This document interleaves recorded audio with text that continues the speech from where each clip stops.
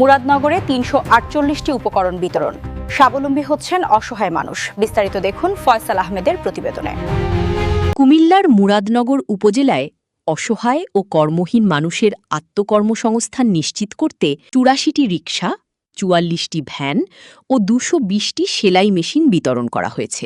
মঙ্গলবার ৫ মে বিকেলে উপজেলা নজরুল মিলনায়তনে উপজেলা প্রশাসনের আয়োজনে এক অনুষ্ঠানের মাধ্যমে উপকারভোগীদের হাতে এসব উপকরণ তুলে দেওয়া হয়। উপজেলা নির্বাহী কর্মকর্তা ABM সারোয়ার রাব্বির সভাপতিত্বে অনুষ্ঠানে প্রধান অতিথি হিসেবে উপস্থিত ছিলেন কুমিল্লা জেলা পরিষদের প্রশাসক মোস্তাক মিয়া। বিশেষ অতিথি হিসেবে উপস্থিত ছিলেন জেলা পরিষদের প্রধান নির্বাহী কর্মকর্তা রাবেয়া আসফার সাইমা।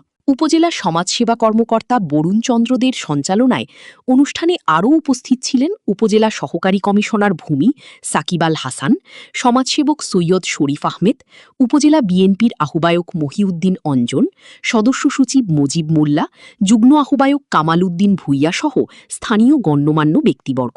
বক্তারা বলেন, সরকারের এই ধরনের উদ্যোগ প্রান্তিক জনগোষ্ঠীর জীবনমান উন্নয়নে গুরুত্বপূর্ণ ভূমিকা রাখছে। বিতরণকৃত রিকশা, ভ্যান ও সেলাই মেশিন ব্যবহার করে উপকারভোগীরা আয়মূলক কাজে যুক্ত হতে পারবেন, যা তাদের স্বাবলম্বী করে তুলবে এবং পরিবারের আর্থিক সচ্ছলতা ফিরিয়ে আনতে সহায়তা করবে।